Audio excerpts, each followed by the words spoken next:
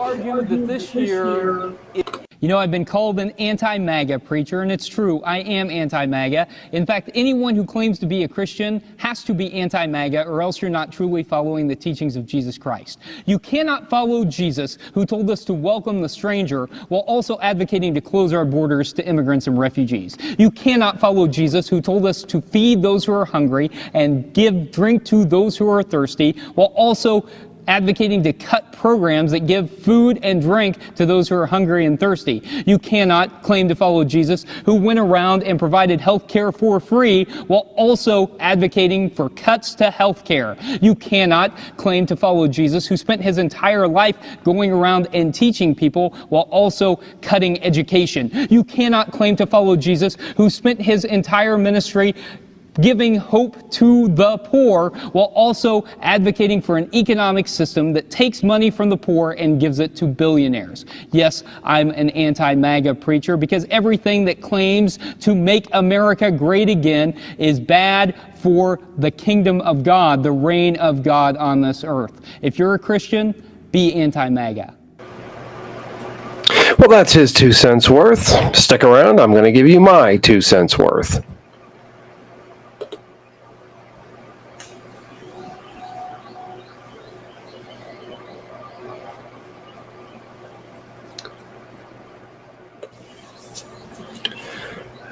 And welcome to this edition of My 2 Cents Worth. This is the part of the channel where I give you my 2 cents worth on a particular topic, kind of an op-ed piece, I guess you could call it.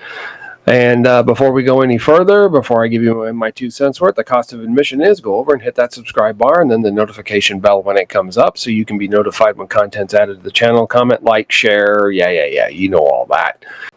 And then check out my Substack page. I publish at least once a week over there, sometimes more, either a column, an article, or an essay, whatever you want to call it. And there's some subscription options over there, as well as on Patreon, if you'd like to help support the ministry and help me be able to keep turning out these videos. My family is relocating to Middle Tennessee, and the extra support there would be greatly appreciated so I can keep these videos coming, maybe even make some good ones once in a while. What do you think?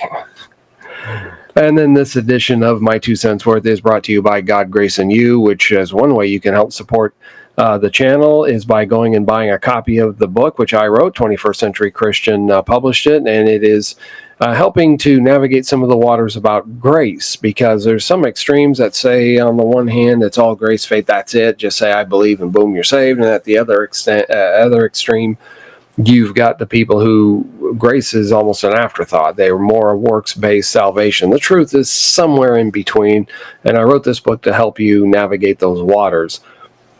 And remember, though, if it wasn't for God's grace, none of us would have salvation. If it wasn't for God's grace and mercy, He is a merciful, graceful God, but He's also a righteous God. He is also a God of justice, and I don't mean justice the way our folks over on the left side of the aisle like to define justice. I'm talking real justice.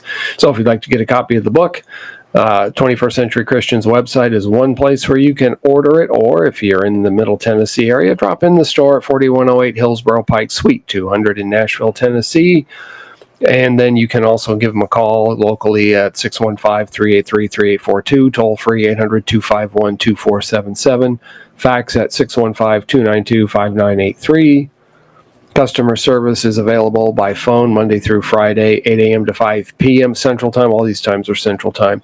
The store is open Monday through Thursday, 8:30 to 4:30 Central Time, and then 8:30 to 4 on Fridays. They are closed the weekends and major holidays. And you can also go to Amazon.com and order from there if you're internet savvy. Give Bezos a few bucks. I'm sure he could use it. And then contact your local bookstore. If you're still fortunate enough to have a local bookstore, maybe one of those little regional ones with 5 or 6 locations, contact them. Give them the opportunity to earn your business. Try and help those local businesses as much as you can. Previously, in our last episode, I gave some of these disclaimers. Number one, I have been a registered Republican or independent since I started voting. I've only voted Democrat twice that I can remember, and I mentioned that in the last video. No sense in rehashing that. 2016, I was a never-Trumper who eventually decided to mark my ballot for Donald Trump, though I considered it more of a vote against Hillary Clinton in 2016 and then Joe Biden in 2020. In fact, in 2016, I sat there at the table, voted for everything on the ballot except president, and then sat there, okay, what do I do now? Okay, and mark my ballot for Trump. And then in 2020, I did the same thing. And I had questions about the results, especially in Pennsylvania, where both elections, they stopped counting in the middle of the night, which I thought was kind of a dumb thing to do, but that's, I guess, the way they do it out there. This is the presidency. It needs to be, you hit it and get it done, and don't be screwing around. This isn't a vote for fraternal presidents or anything like that. Get it done. And then I was suspicious, but okay, eventually I figured out, all right, this is on the up and up. Okay, Biden won it fair and square. And then when January the 6th happened, I was done with Trump. And I've heard all the excuses and justifications about Nancy Pelosi and or the mayor of D.C. not asking for the National Guard to deploy. And that's my understanding is before the president can do anything with FEMA or the National Guard, he's got to get a request from the governor or whoever. And I could be wrong on that. But for whatever reason, the Guard was not deployed. Trump kind of sat on his hands for 2 or 3 hours. He could have gotten with a phone call or two the networks to give him the time that he needed to go on the air and say, hey, stand down, everybody go home. Let the Congress and Mike Pence do their jobs, and he didn't do that.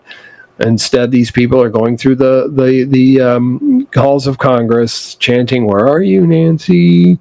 And what they wanted to do to Mike Pence. And Mike Pence had no choice in the matter. He could not overturn the election or refuse to accept the electors from various states. He basically, this is a ceremonial thing, is all it is, to just count the votes. Okay, we already know the results. We're just making it official. And so when 2024 came around, I made a video for the Republican Accountability Project, and these were people who were not going to support Donald Trump in the primaries. Now, they could in the elections if we wanted to in the general election once the nominations were secured, but I voted third party. I wasn't going to vote for Trump again. I may support some of his ideas and his programs, but I will not vote for him for office. And Kamala Harris was just not worthy of it. She was not ready for prime time. No way I was going to vote for her. And I do not preach politics in the pulpit in the sense I don't tell you to vote for the Democrat here, vote for this Republican, vote yes on this initiative, no on that. That's up to you. I will at election time talk about the Christian's role in government and the biblical role for government and that sort of thing, but I leave it up to you who you vote for. And then we looked at these Old Testament passages of God's covenant with Israel.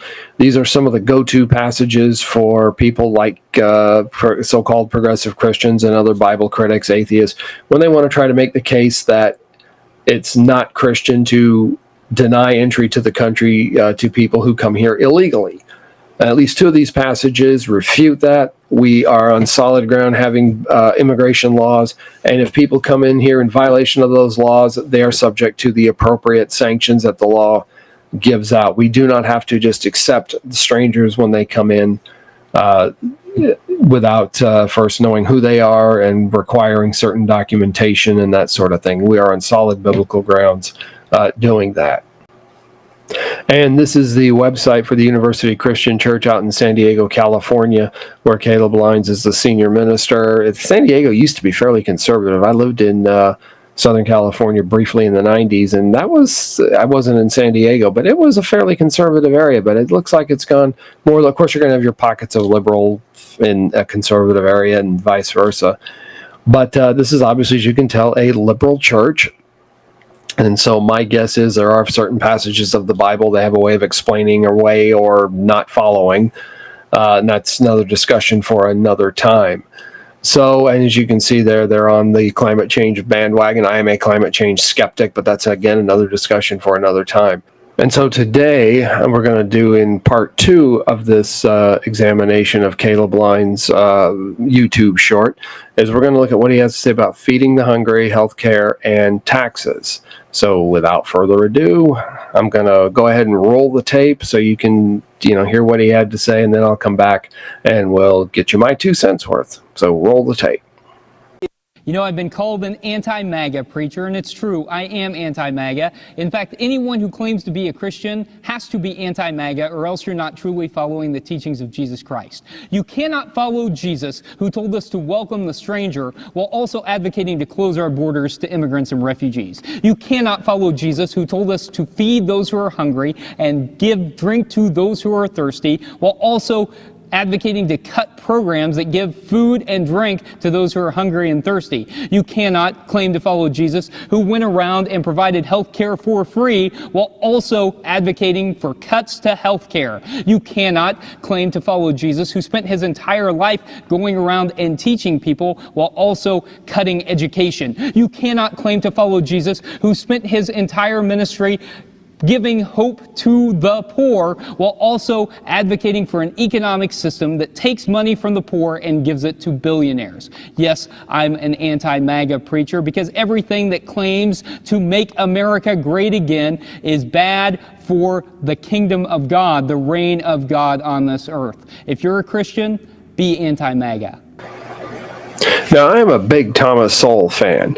He's about to turn 95 years young, and if I can be as sharp and witty as he is at 95, hey, I'm willing to do it. Bring it up. I wish I could be half as sharp as he is right now at 1 year old as he is at 95. We'll just round up and call it that.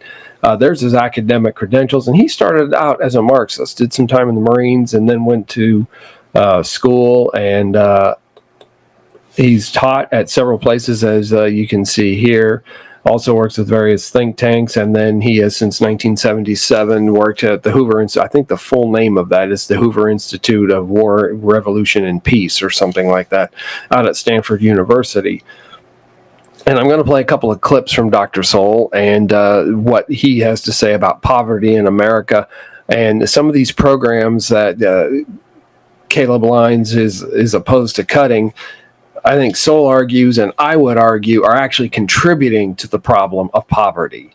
And so let's go ahead and see what Dr. Sowell has to say about this. Why do the poor stay poor? Spare me the fairy tales spun by politicians, activists, and media clowns. Poverty isn't a steel trap welded shut by systemic racism, predatory capitalism, or a government too tight-fisted to care.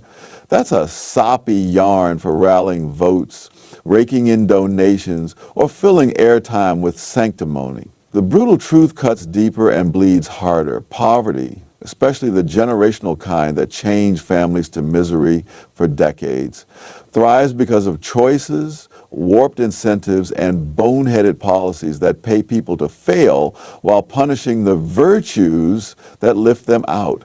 Families shatter, schools crumble, work ethic dissolves, and we've engineered a machine that greases the slide into dependency, then calls it compassion. History and data don't just poke holes in the excuses, they torch them.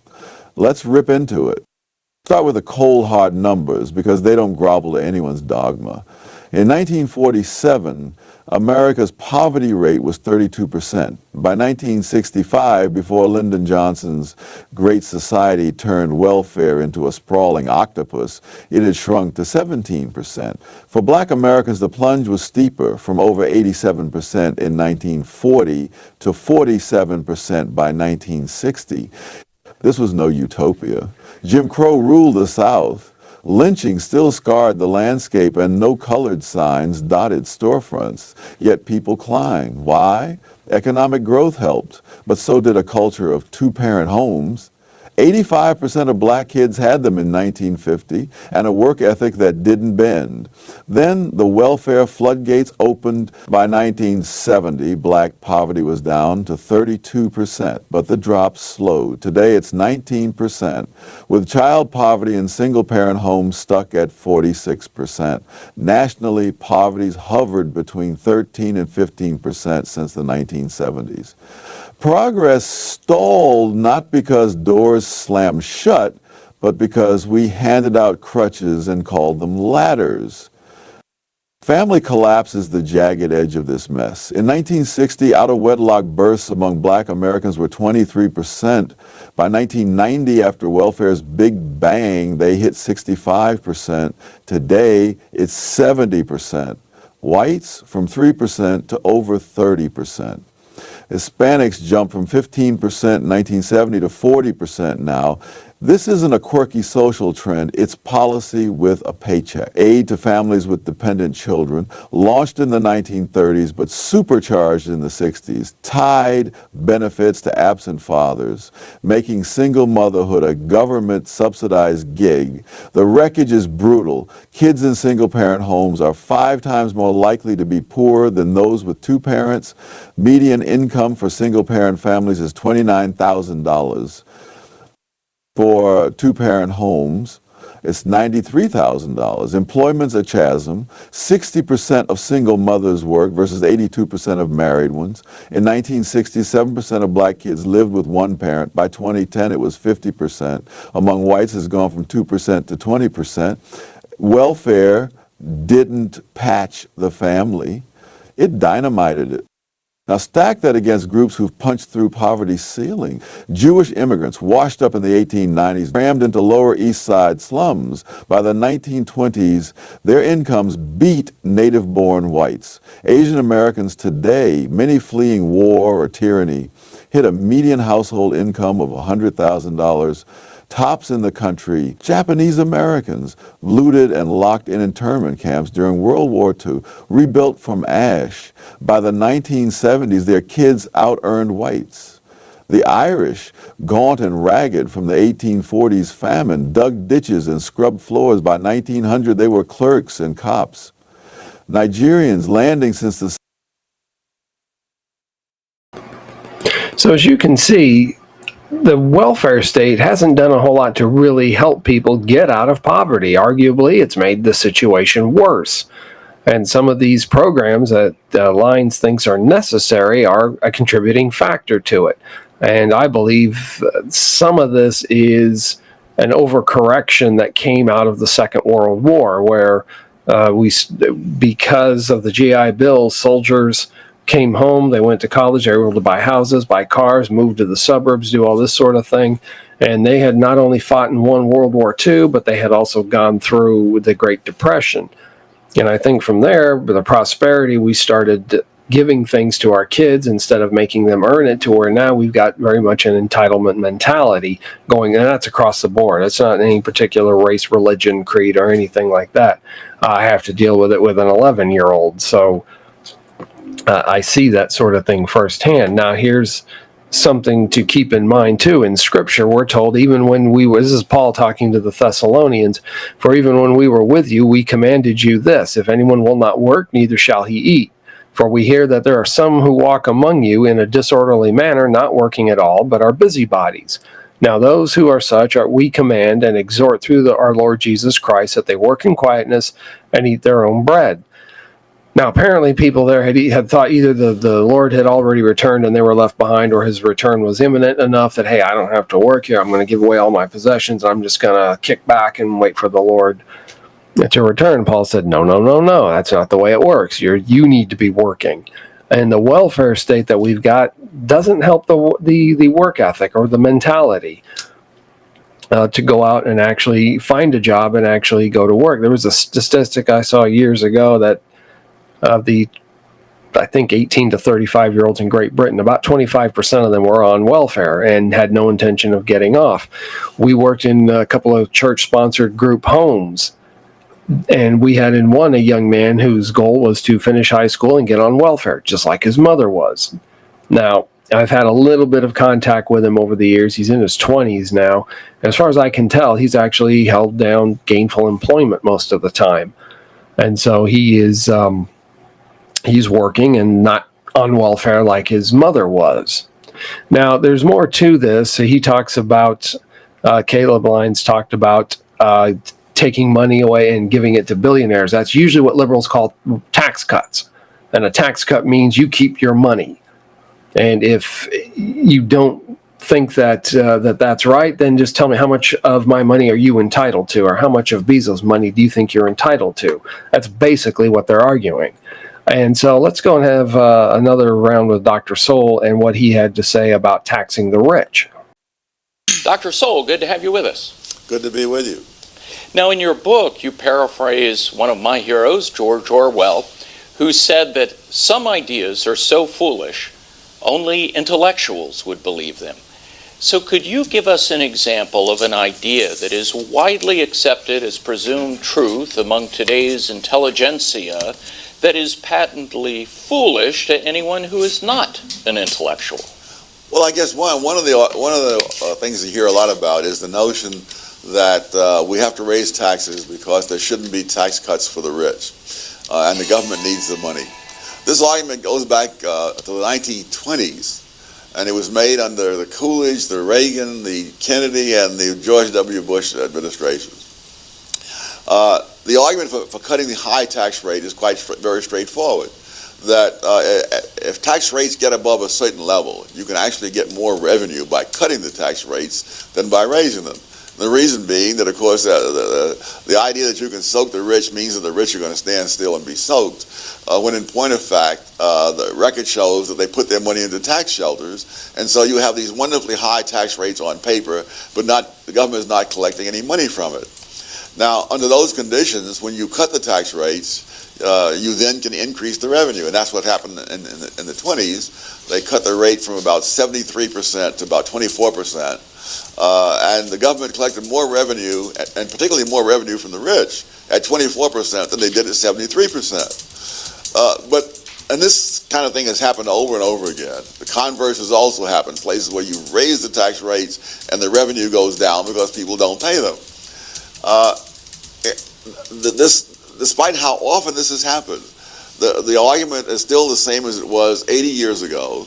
And most intellectuals just remain impervious to the evidence. Worse yet, in our schools and colleges, some of the leading textbooks completely misstate what was claimed in the 20s, and misstate even more so what actually happened. Now, I really, in principle, don't have a problem paying taxes. I know you've got some of these sovereign citizen types out there that are anti-tax and don't want to pay any taxes. Okay, I don't go that far. We had an incident just before Christmas. I think it was 2 years ago. A young lady ended up on my doorstep. Her husband or boyfriend, never figured out who it was, had beaten her up, and she jumped out of the car. Anyway, ended up on my doorstep and asked me to call 911, which I did. And we had 2 or 3 police officers respond. And those guys, I'm sure, like to get a few bucks every once in a while for what they're doing. And the police or the firemen in the firehouse that's about a half a block from where I'm sitting, they probably like to have a few bucks. And the people who pick up the trash and do all that, not a problem. I don't have a problem paying them or paying them well for what they're doing. But the problem typically with taxes is governments don't come along and say, hey, we're going to raise your taxes 10% over the next 5 years. Is that okay? Can you afford that? They just jack them up, and you either pay them or you're in serious trouble, which is why I prefer private means for handling a lot of these situations. Now, the go-to mantra for Democrats, like Caleb Lyons said, is that you're taking money from the poor and giving it to billionaires. Translation, he's talking most likely about tax cuts.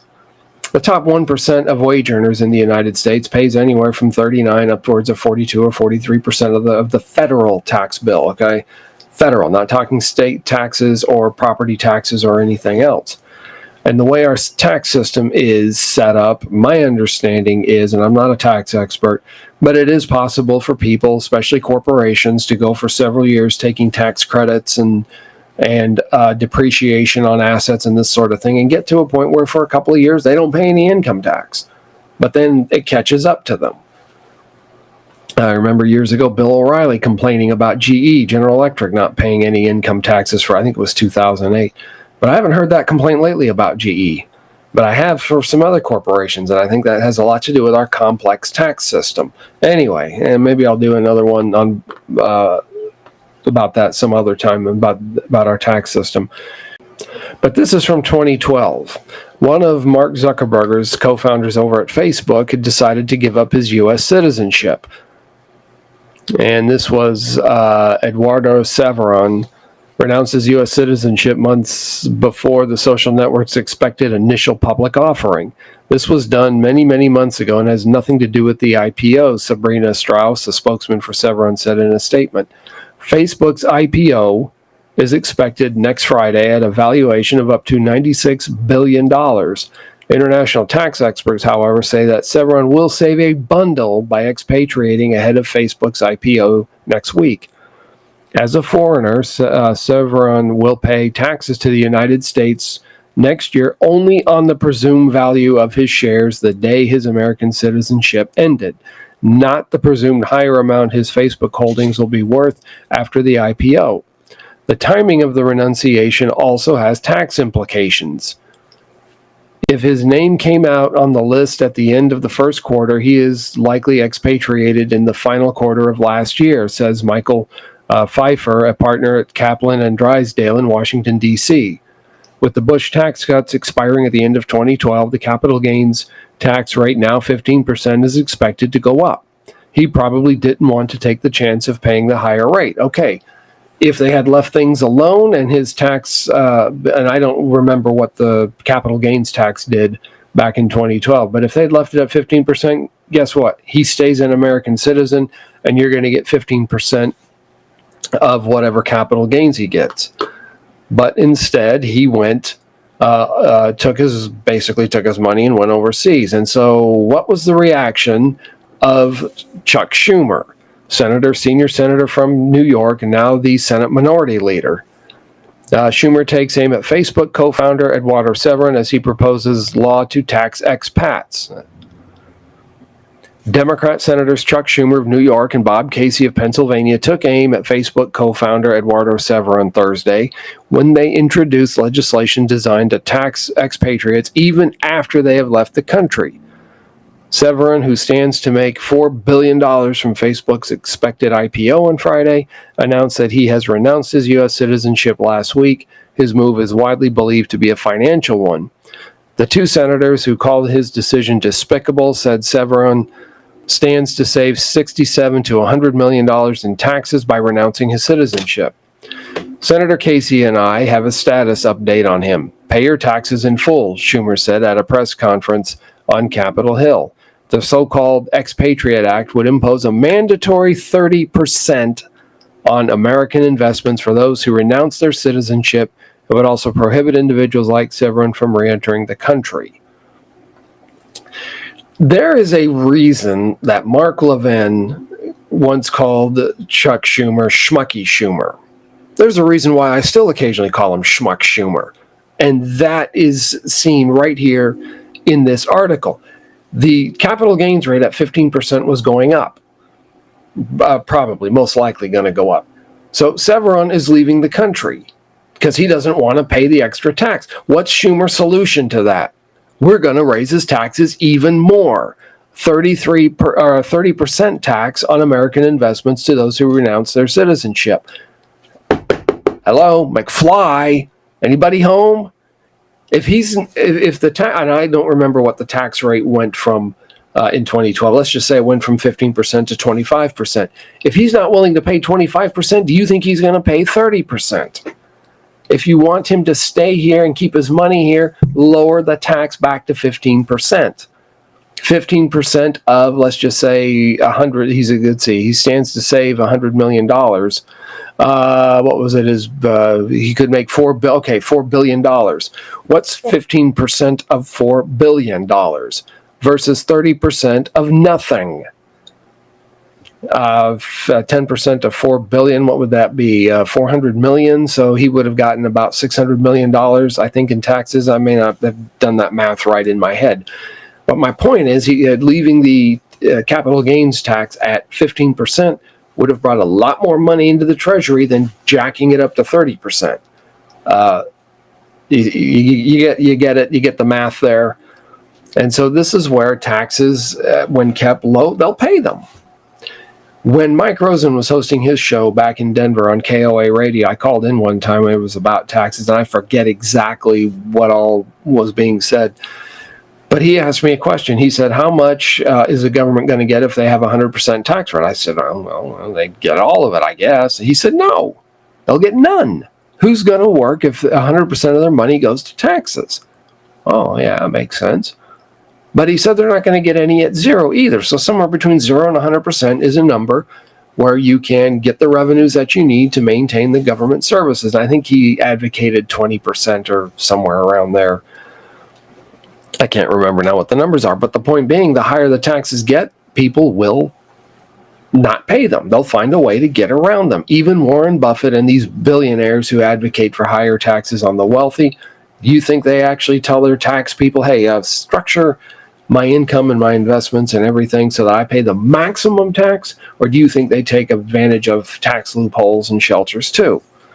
Yeah, they take advantage of the shelters and loopholes too. I have no doubt about that. Now, Caleb brought up healthcare and how Jesus went around healing people didn't for free. Okay, but I don't know if it might have slipped past him. Did you notice that Jesus had miraculous healing abilities? This is a French artist depiction of Jesus healing blind Bartimaeus. A woman with an issue of blood touched the hem of his garment and it dried up. Some friends lowered a man through the ceiling to Jesus, and Jesus told he was crippled and lying on a pallet, and Jesus said, take up your bed and go home. He could do that. I hate to break it to you there, Caleb, but we don't have those powers anymore. We now have to do what Jesus said to do and seek a physician. Healthcare is kind of expensive. But let me address he's talking about cuts to healthcare. Here's a clip from Mike Johnson of Louisiana, who's Speaker of the House, who's addressing this issue. President Trump repeatedly insisted he would not touch Medicaid and that Americans would not lose their insurance. Here's what he said just 5 days ago. We're not changing Medicaid, and we're not changing Medicare, and we're not changing Social Security. Can you guarantee that your voters who supported the election, particularly working class voters, will not lose health insurance under this bill? Oh, they won't lose health insurance? The CBO found that nearly 8 million Americans will, in fact, lose their insurance coverage because of the changes this bill makes to Medicaid. So how do you reconcile that with what President Trump said? It's directly in line with what the president said. I've said the same. We are not cutting Medicaid in this package. There's a lot of misinformation out there about this, Jake. The numbers of Americans who are affected are those that are entwined in our work to eliminate fraud, waste, and abuse. And what do I mean by that? You got more than 1.4 million illegal aliens on Medicaid. Medicaid is not intended for non-U.S. citizens. It's intended for the most vulnerable populations of Americans, which is pregnant women and young single mothers, the disabled, the elderly. They are protected in what we're doing because we're preserving the resources for those who need it most. You're talking about 4.8 million able-bodied workers, young men, for example, who are on Medicaid and not working. They are choosing not to work when they can. That is called fraud. They are cheating the system. When people ask whether young men, for example, who are able-bodied and have no dependents should be working, everybody says yes. These estimates that you're hearing are accurate, but it's dealing with those numbers of people in the population, and that's going to make preserve the program and strengthen it for those who need it most. I'll go into any town hall anywhere in America, my district or otherwise, and explain this, and everyone nods in agreement and understands it. So the Democrats are trying to twist the facts. They're trying to put out misinformation because they're going to vote against this, and there's no way to defend it. What it means is they're going to be voting for more fraud, waste, and abuse instead of the elimination of it, which is what our package does. What we're really hung up on, as I see it right now, is the amount of spending as it relates to border and infrastructure. Now, on the border stuff, I'm for that. If it's about $50 billion to build the border wall, I'm okay with that. Hope maybe they could do it a little bit cheaper, but I think most people want a secure border at this point. Then there's the infrastructure stuff and some other stuff, but there are going to be some cuts, but it's not kicking grandma off Medicare or Medicaid. It's kicking people who shouldn't be on there in the first place and making sure the waste isn't there. President Trump.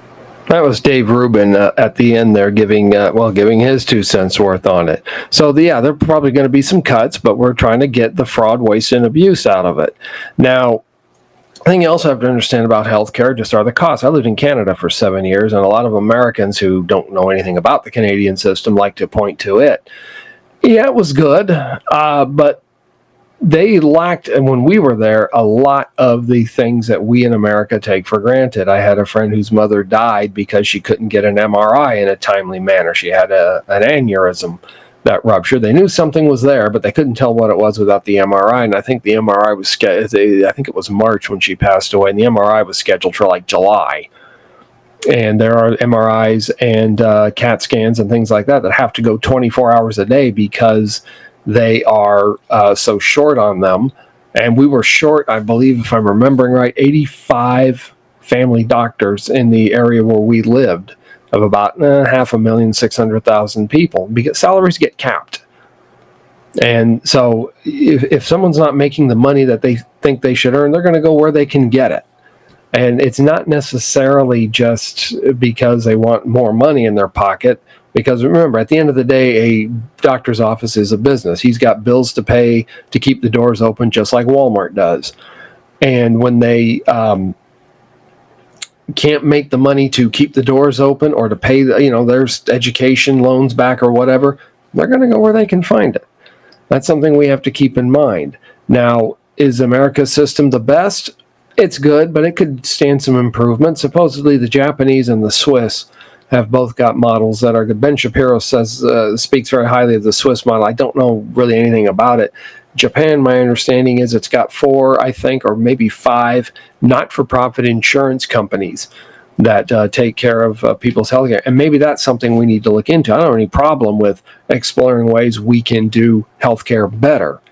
Now, Obamacare, I've used the marketplace to get my health insurance, and occasionally when my wife has gotten insurance that we could afford through her work, we've taken it that way. But for about 30 years now or more, I've been out shopping around getting health insurance for myself and for my family. So I know it's not easy, and I know it's expensive.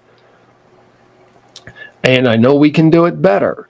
But to go running to a government or a single payer system, let's hold off on that and let's explore some other options. Next time, we'll take a look at what Caleb Lyons had to say about education and other things, and we'll finish up my review of his short there. But what do you think?